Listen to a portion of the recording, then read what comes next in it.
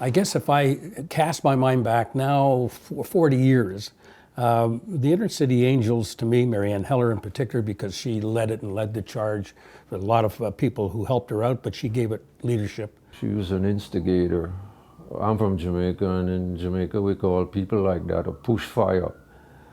You see, when you start in trouble and you want to get things going, you say, man, that person is a push fire. So Marianne, the push fire, was really burning, you know?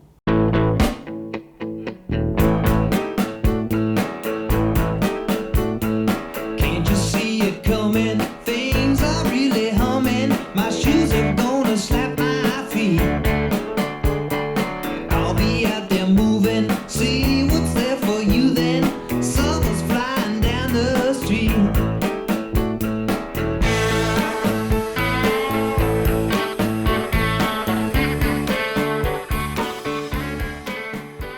In the 60s, particularly from the mid-60s on, there was a tremendous amount of activity and energy created by perhaps, and we call it a new generation of Torontonians, who were trying to redefine what they thought the city ought to be. It wasn't very long before I was critical of the schools because I found that they were modeled after the successful armies of 2 world wars.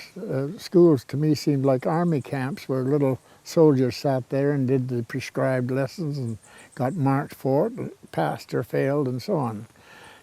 To me, schools were sort of a retardant to real learning. So the idea came that I would like to put artists into the schools and give these children a chance to learn some of these things that might have been exciting for them. I found it rather interesting that one of the people she went to was a former friend of mine. His name was Doug Balmer. That excited me even more. And when I talked to Doug about it, he was frothing at the mouth and he was all excited. You'd think he'd been drinking. He was so pleased with what he found in Mrs. Heller to bring this thing into his school and think like he did and like I did. We've got to get the kids out of this box or go into the box and bring the fruit to them. And Doug Balmer co-started the Angels with me, called me one day and he said, look, I am doing a summer class at the Duke of York School this summer. This was '69. I happened, and this shows you how creative he was, I requested an old streetcar from the city when they were getting rid of them, and I have this streetcar in my backyard of the school. How would you like to start doing something there? And we hired a poet, an artist, a dancer, and I had no idea what to do, but we just opened the streetcar, we had some music played, and then we decided to add a little lunch. And so this prepared me a little bit for what I was going to be seeing in the future. I do remember arriving the first day, and here we were with this streetcar and all this artistic activity going on and meeting people from different cultures. It was kind of a melting pot, the ideal of what Canada was striving for at the time. It was invaluable, it was inspirational, and I don't think that I would have the career now that I do without that. Sunshine, new day's dawning. Sunshine, bring on the day. Isn't it grand to start this way now? Isn't it grand to start this way? People were talking about this outfit that wanted to do this and that and such not. 4 kids, always 4 kids, but one gets suspicious about that. I went to the Board of Education, got permission, just went to, in those days, I have to tell you, it was a lot easier. All she wanted was access to the schools to allow them the privilege of working with these kids. Because I never thought about it Never thought about that they're going to stop me, that they need all these figures, that they need contracts, all of these things. We just did it, and in a dumb way, and I mean that, in an innocent way anyway, we just went ahead. We got an idea, we did it, we talked to someone, they were prepared to get on board. I don't know that that could happen today. All I can say is her message fell on fertile ground. And if it was a passport she required, and that was just about all I did, was sort of say, you know, bless you. I felt as if I might have been the Pope or something like that, you know, saying this is okay to have this lady floating around and bugging you. I called it the Inner City Angels, and I have to say the word angels meant people who back the arts.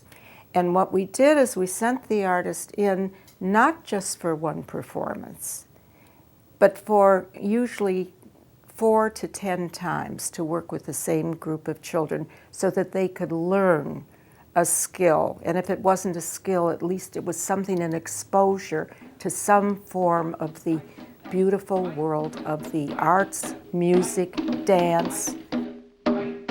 Dancing is one of the happiest parts of my life. I wanted to bring that into the classroom. And the minute I found out that he'd registered with Inner City Angels, I thought, aha, I'll grab him first. It was a chance for every student to feel beautiful. When they feel beautiful, they feel more confident.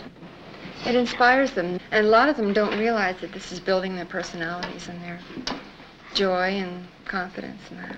The idea grew. The schools, we asked each school to give us a representative to work with us, to help us plan the right programs for their children. And then Ed Mervish, who I knew personally, offered me, because we needed a studio, and he said, Marianne, I've got a little studio on the corner of Markham Street where all the artists were fabulous. He had made Markham Street a place for artists and for people who wanted to be in the arts without great resources. And so he was able to rent her an office for $25 a week. And a month, not a week, a month. And that's a bargain.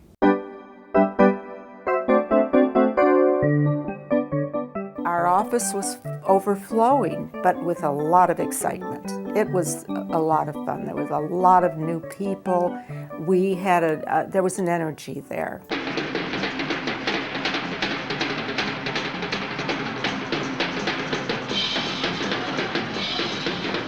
Sometimes we make education such a cut and dry operation that we turn off kids.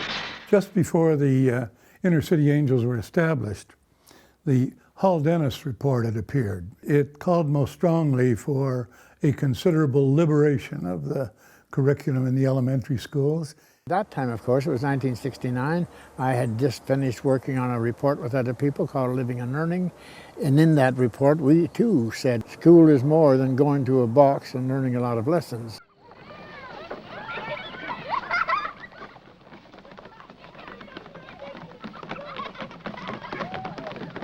So I was 18 and studying violin performance at U of T, and I had no money.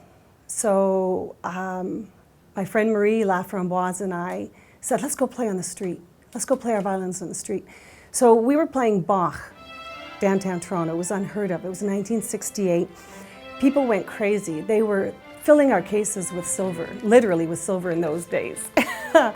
And this gorgeously, devastatingly beautiful woman, beautifully dressed, came up and said, oh, you have to come and play for me. You have to come play. And she rambled off these words, which we didn't really know. And she convinced us. She convinced us. And it started 23 years of the most poignant years of my life. I first met Marianne Heller at the Colonnade here in Toronto, where there was a studio that the CBC set up. When I was packing up, I went for the elevator with my equipment, my drums, and this lady kind of came up and said, well, what have you been doing? And then she said, well, before I got in the elevator, would you like to go into a school to play for some children? And I guess I must have said yes, because that's why I got into so much trouble after that. She immediately hired me, and that was just so easy and so much fun. And as I said before, it really did change the direction of my life. I think I got paid $60 a day, which was big money for me. And I was so happy to go into the schools and work with the children. And another one was with the Robert Swerdlow of the Global Village Theater. Hi, Robert. I can't help it. I met Marianne Heller for the first time in her office on Markham Street. It was called Mervish Village at the time. And I didn't know anything about the Inner City Angels. I had just opened a theater called the Global Village Theater, where we had a repertory group that did everything, sing, act, and dance, and put on midnight shows and breakfast shows and all kinds of crazy things that people did in the 60s. And she approached me one day and asked if I would be interested in participating with the Angels vis-a-vis bringing artists into the schools. And I said, terrific. First of all, they like the idea of working with children, and they like the idea of having a paycheck. So we really had a choice. We had more choices. We tried to incorporate anyone who we felt had something to offer children, who had a relationship with children. We did not define everything. If someone did making puppets, that was great. If they did it well, if they enjoyed working with children. If, as I mentioned before, someone wanted to do Gertrude Stein, well, how could you refuse an opportunity like that with talent like that? So we didn't have boundaries. We had taste, and that was important. Now, the violin can sound like it talks too. Can you want to do some talking with your violin?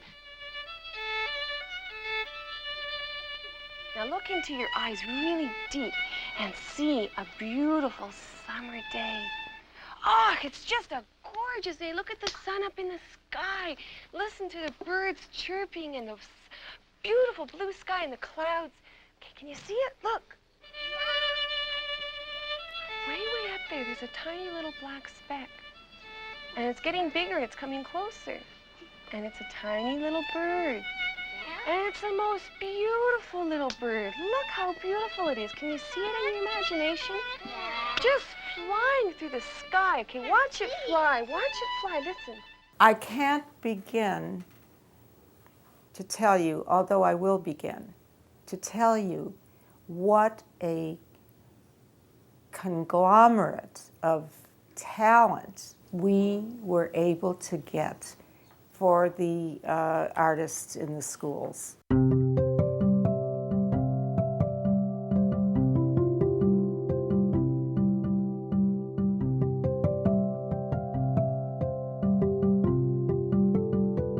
This is the catalog that went into the schools, and let me just open it and just see who's available here. Sean O'Hagan. Sound poetry.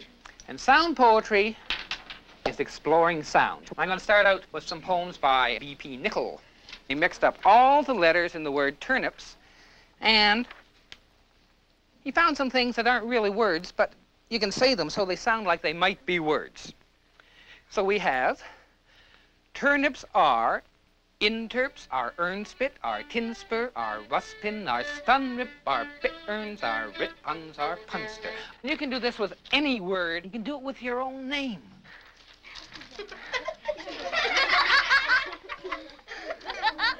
He became very, very instrumental in a lot of children starting to see that writing was a very important and very creative way to spend some of their time. Sean was great.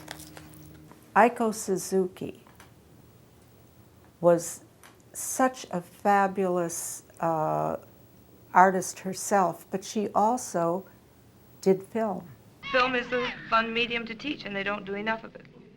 Not enough of it in schools. Now, she is the founder, and we could have her looming right up. Behind. Yeah, well, why don't you make her looking down at him? Rising up like it looks so funny seeing her hat. The sun comes up. Yeah, But that's, you know, It's like so she's the size roof, you know, doesn't looks like the matter. head is- Right. I guess. But we'll see, we'll look through the camera when we start But working like with if they that. work in Just the see same what it looks like. Aiko, there's 3 different size things. You should enjoy it. Enjoy the difference in sizes. Yeah, it'd be. Why does everything have to be symmetrical? It's art film, too. Now, Corin, which shot is better? This one. Yeah, Dick Smith, Dick would come in with his pans and he would do wonderful songs from Trinidad, and he had all the children keeping the beat and learning about rhythm. It was really wonderful. I would get them to do things, either to play or to dance or to play the instruments or to you know, sing, especially, you know, because you have to involve them.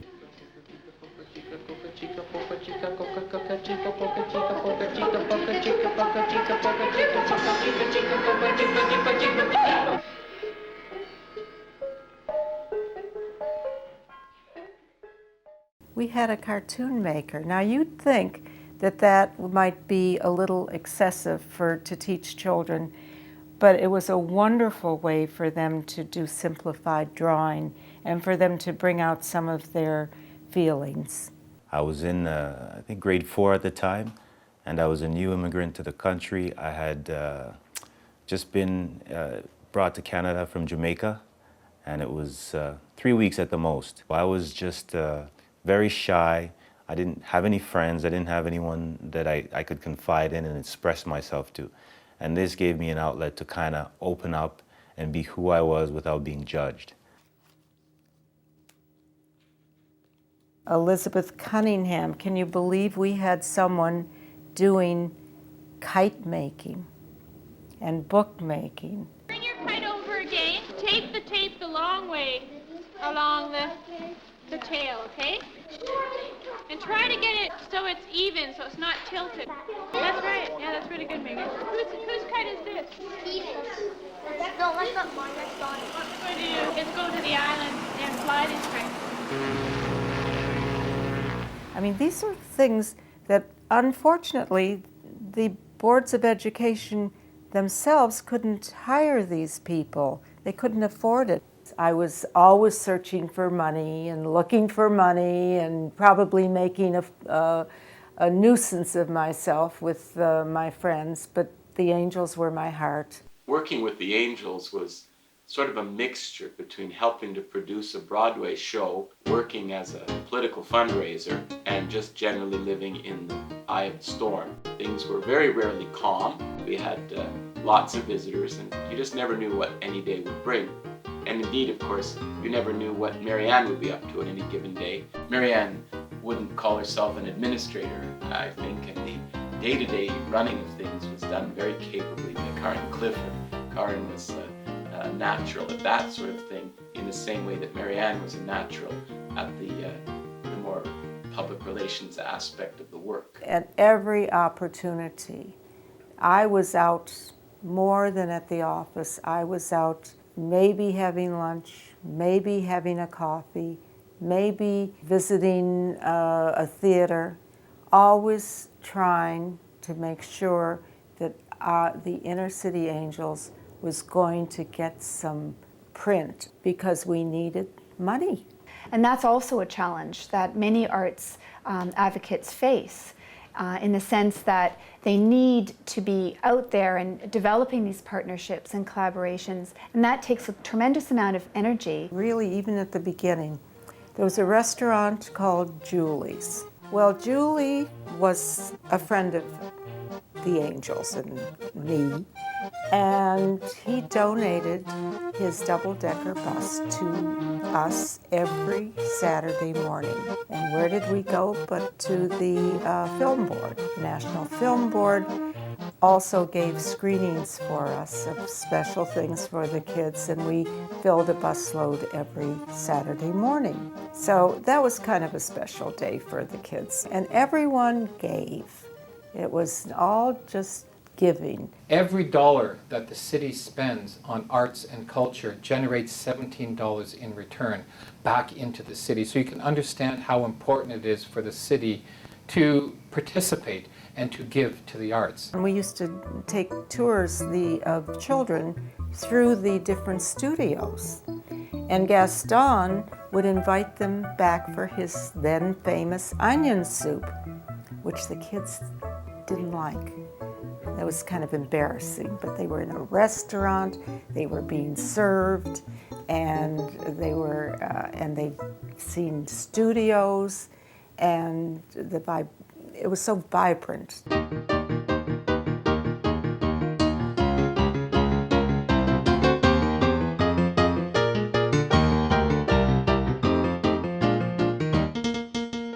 One of our most exciting fundraising events, and we had many, was the Celebrity Chef's Cooking Ball, which took place at the Harbor Castle Hilton. This is where many celebrities cooked their favorite recipe, and at the same time, the hotel was matching their recipe for 300 people. Some of the celebrities were Karen Kane, Frank Augustine, David Crombie, who was then our mayor, and it was a wonderful time, and it was a beautiful evening. We had a group that used to perform in the schools that was called the Raymond Family, and they were from Trinidad.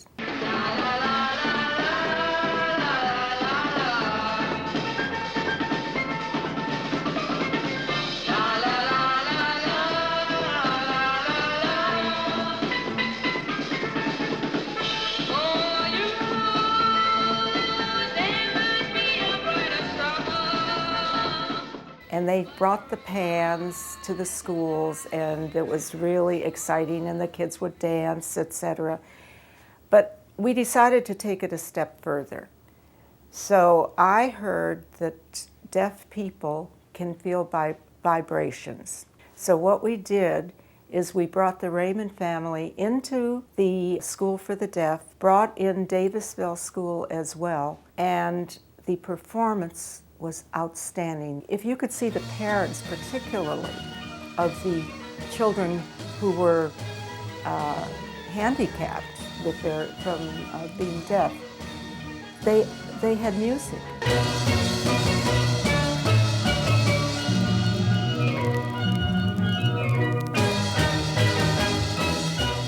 I don't think any of us will ever forget that day when you saw something magic happening. We had Elizabeth Griffin, who actually taught the children weaving. Now, it wasn't on great big looms or anything. They were starting to learn the art of something that they probably never would have been in contact with.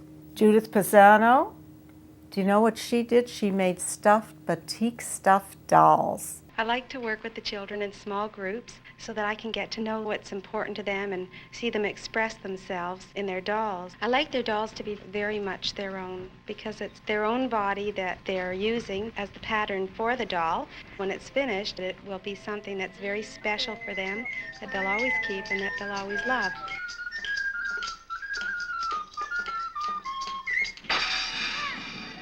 I realized that inside each of those children is a real person that has potential, and a person that has creativity, and a person that has ability, and that it's my job on that day to bring something good out of that child and out of that person.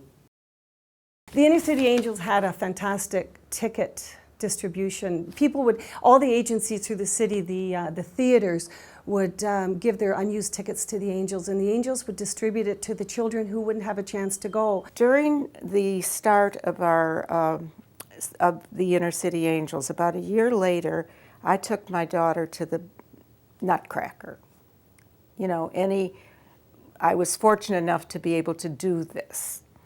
And I saw a lot of empty seats. So I made an appointment with Jerry Eldred, head of the ballet, National Ballet, and said, look, I hope it's great that the arts can sell all their seats, but you aren't. Give them to me, and I will see that they are used properly by people who never would be able to attend. So Jerry gave me hundreds of seats. At the end of the day, it's about those bums in the seats.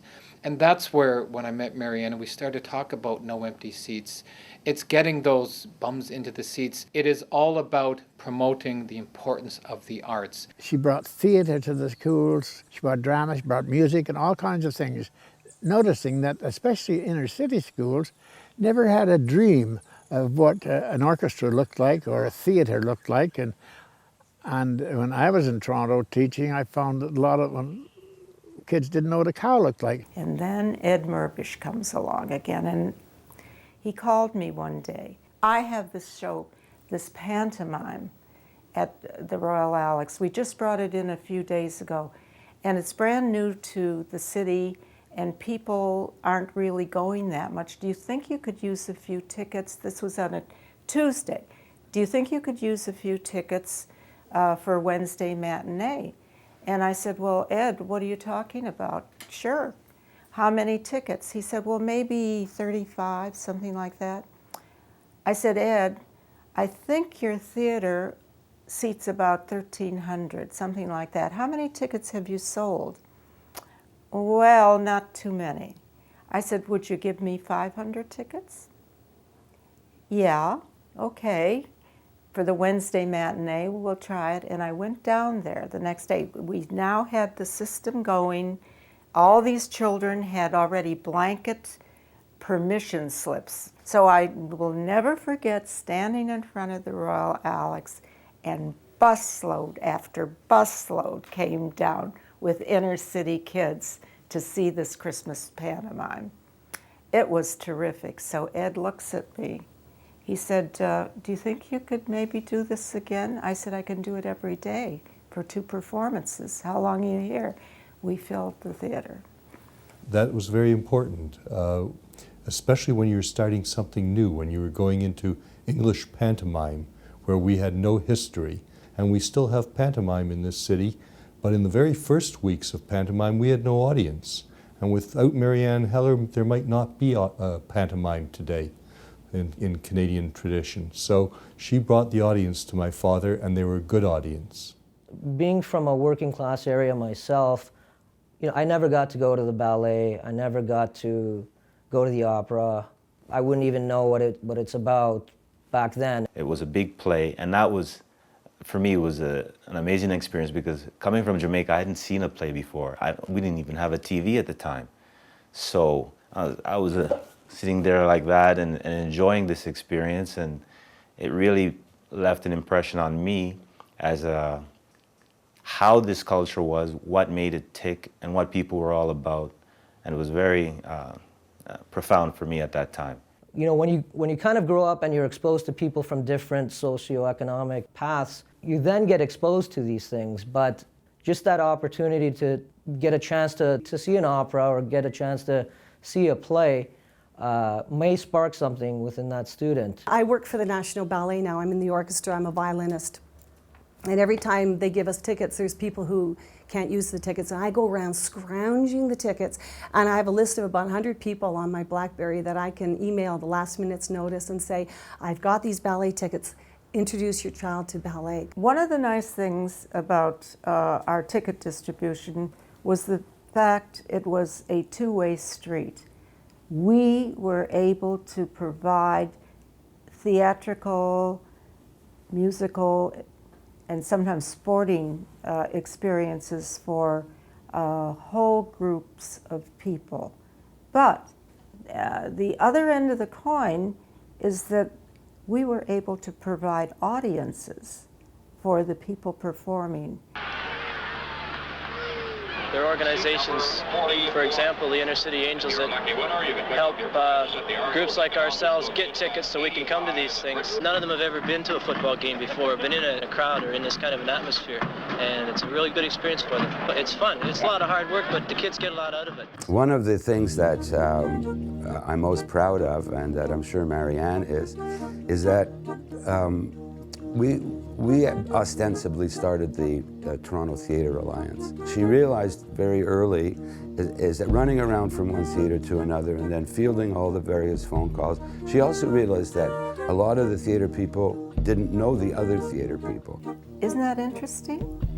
So, I mean, Tom Hendry didn't know Roy Fleming, and oh God, I'm trying to think of all of the people who were part of the wonderful, almost underground theater, you know. She called a meeting at her apartment and invited all the directors of all the existing smaller theaters at the time.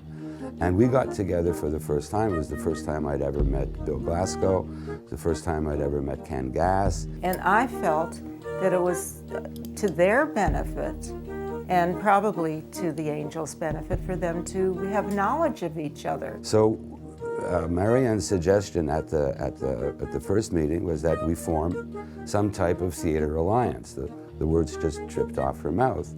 And we all thought it was a great idea. We went back and everybody put together some type of manifesto as to how it would work. And then we had another meeting at the Global Village Theater to solidify things. And then finally we had a little bit of a dinner at Sutton Place, in which there were at least 12 or 15 members of the Toronto theater community, and ostensibly that became what is now known today, 30-odd years later, the Toronto Theatre Alliance.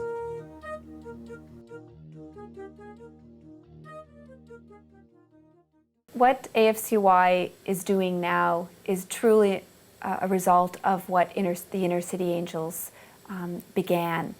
And it's truly a metamorphosis that has transpired in society. And it's all about arts education as being taking place in the schools, in the community, with a collective agenda. It's all about being together, working together, all for the benefit of finding the creative potential in every individual in today's society. The National Ballet School, they would come and do demonstrations for us. Fortunately, we were given tickets to the National Ballet so that a lot of the children that were involved in the ballet demonstrations at their school could actually go.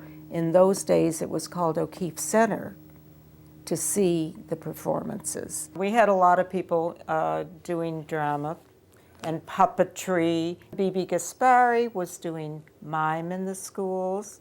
We have murals. Sandy Berkowitz taught the children murals and banners. Printmaking, mask making. It was wonderful. And let me go back. Photography, dance, and all forms of dance. These arms are working so fast. This is what's happening. And your necks are down in here.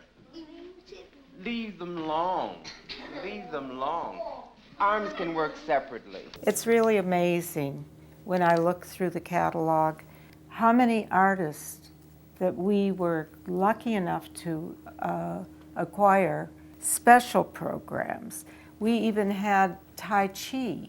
Anything that was going to give the children a chance to see and perhaps participate in something that was new to them or not available to them just through the ordinary school system. Enlarge their experience in life, and that's what learning is all about. It isn't just learning how to spell and count and read properly. The Angels are providing a service, a needed service in the emotional development of the children by sending out their artists to different schools in regular classes and also in special ed, and teaching these kids to deal with themselves in a creative and meaningful and expressive way. What is so important about the arts is to maintain a dialogue, is to converse with people and get it known, its value. The arts provide a way of thinking in non-traditional ways. We talk about creativity a lot. We talk about the use of the imagination. So it's really the type of imaginative, creative thinking and critical thinking that the arts engender. Creativity is really sparked by human imagination. And ultimately, it's human imagination that really creates what is in the world. She got some stars to turn up, man. Ella Fitzgerald, you know. And I thought, wow, that's heavy stuff.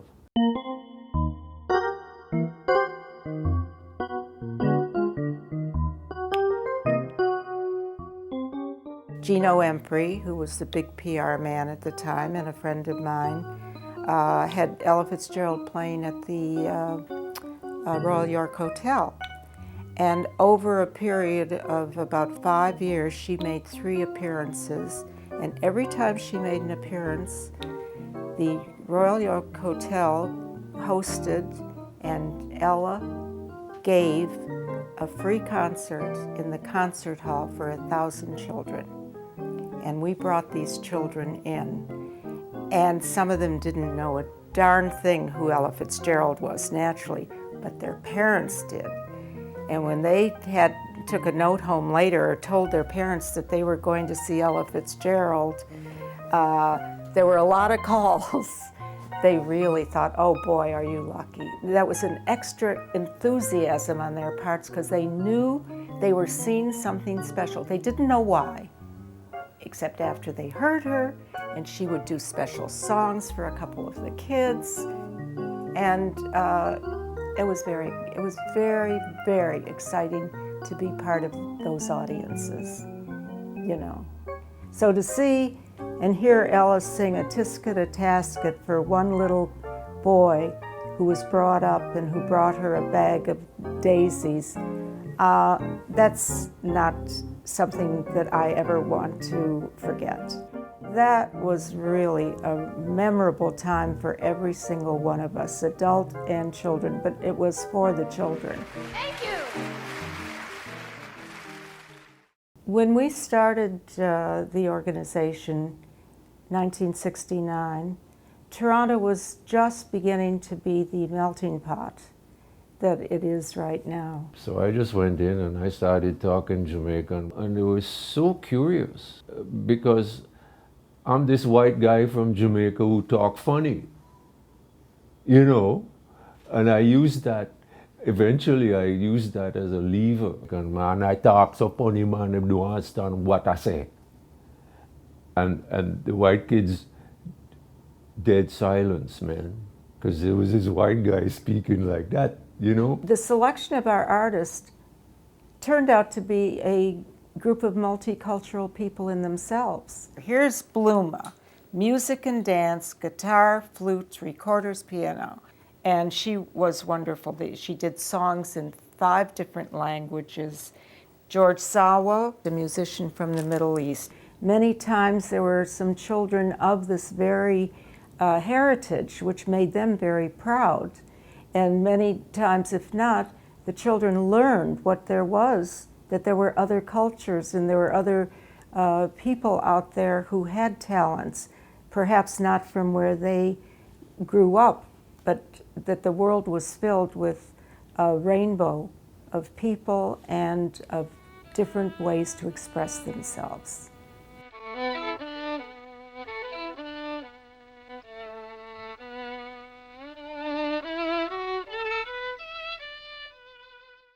Next thing you know, she's moving Scatting House from, where was it? I can't remember the street it was on, but in the back of Eaton Center.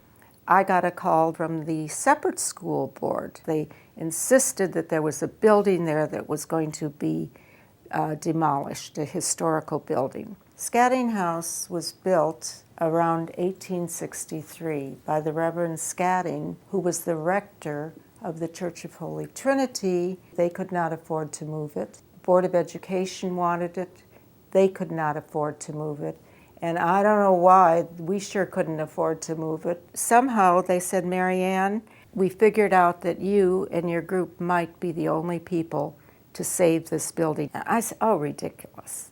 Then I went home, and then I thought about it. And then I talked to 1 or 2 people, and I thought, well, be a great place for children, right in the center of the city, a great place. I remember the day that my mother came home and said, we have an opportunity to get a building in the heart of downtown Toronto donated to us.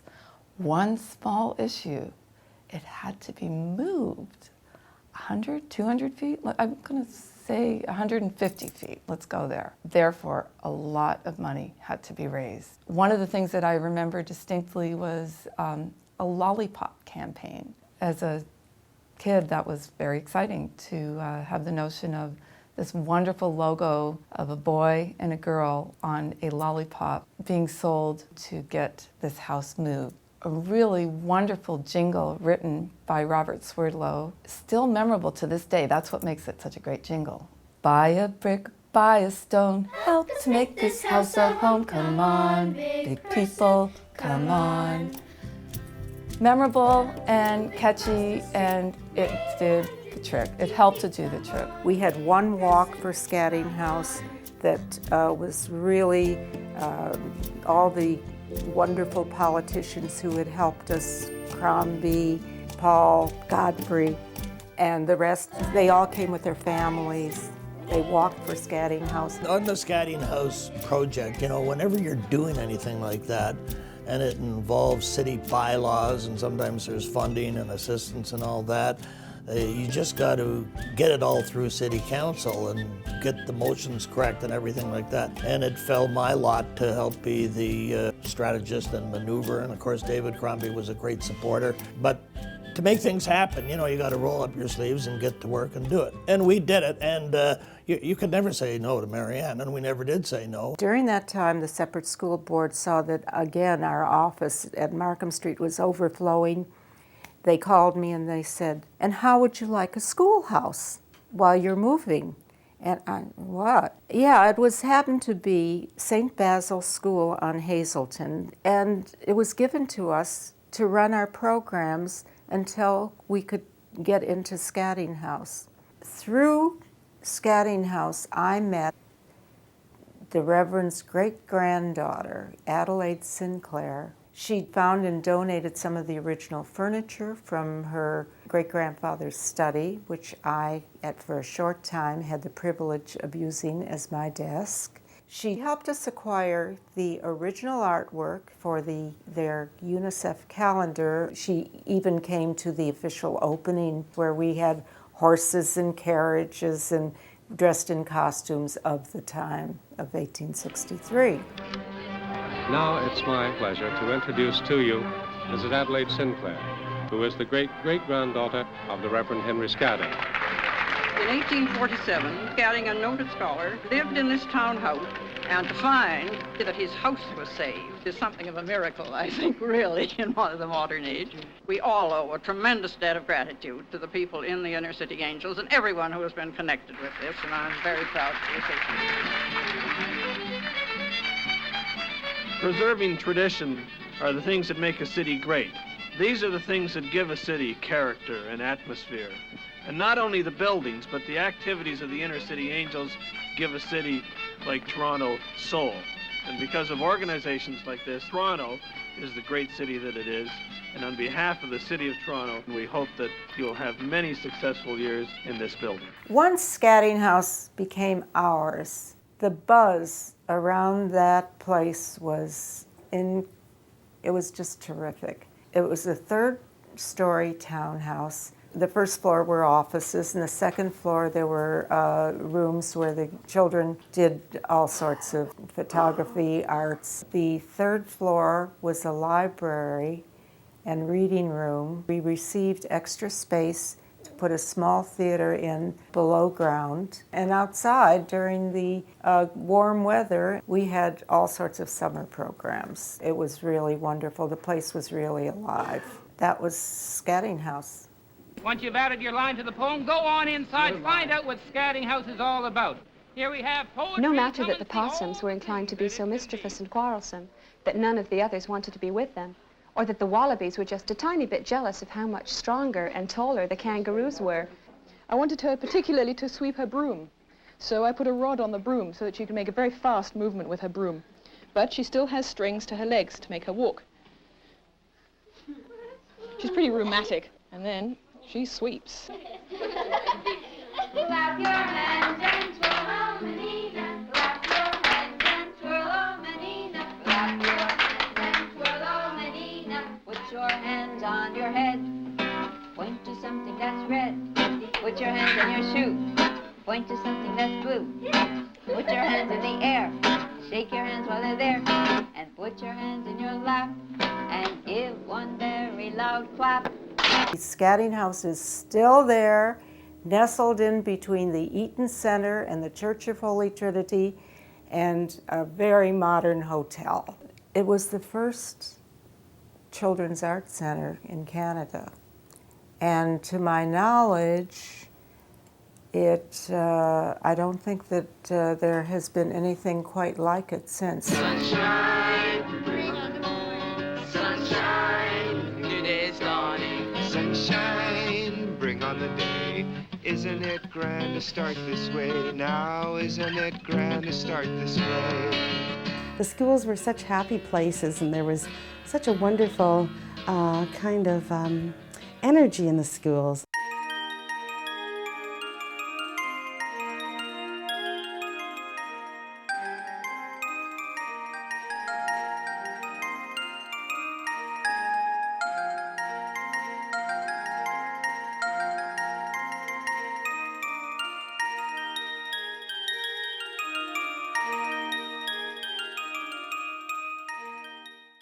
It was an introduction and an invitation to be creative, to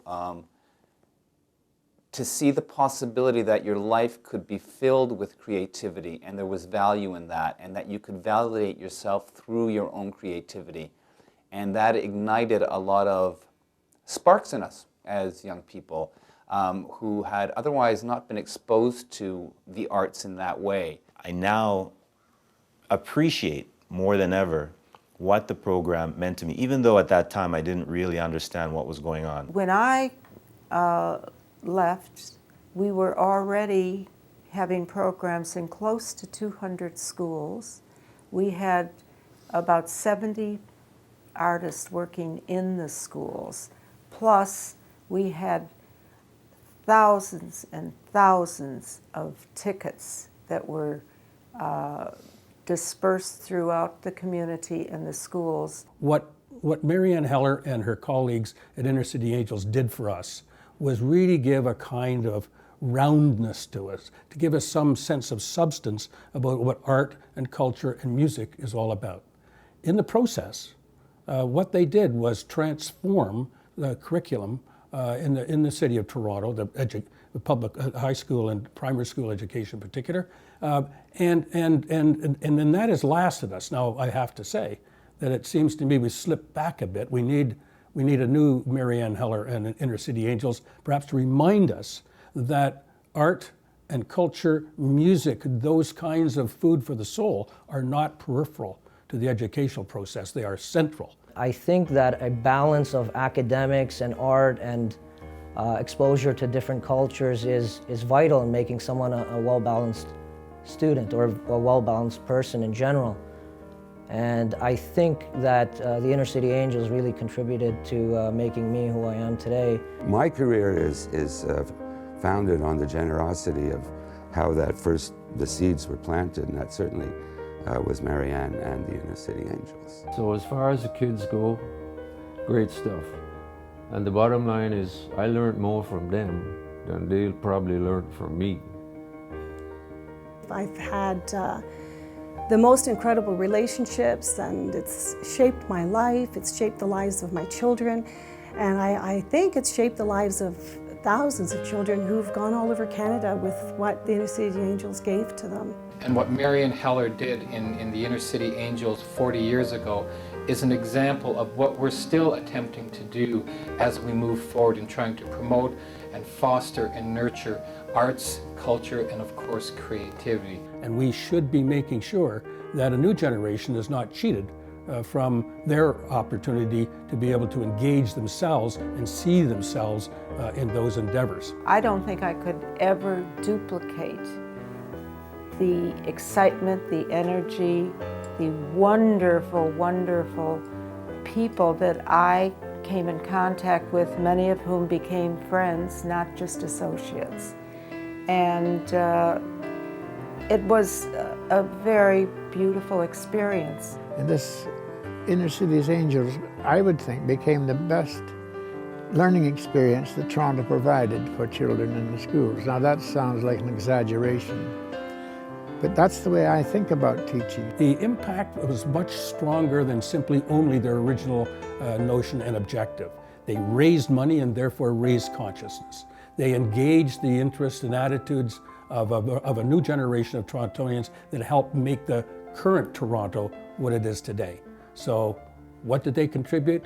Everything they had and everything we needed. They were great. I guess I am a little bit more vocal, and I guess I'm getting a lot of praise for this, which I totally appreciate. But there were so many other people. I just found them. They did their thing, and I sat back and applauded. That's it. We need a few people to do the calypso. Just get up, everybody. I want everybody to dance down there as well. Okay, here we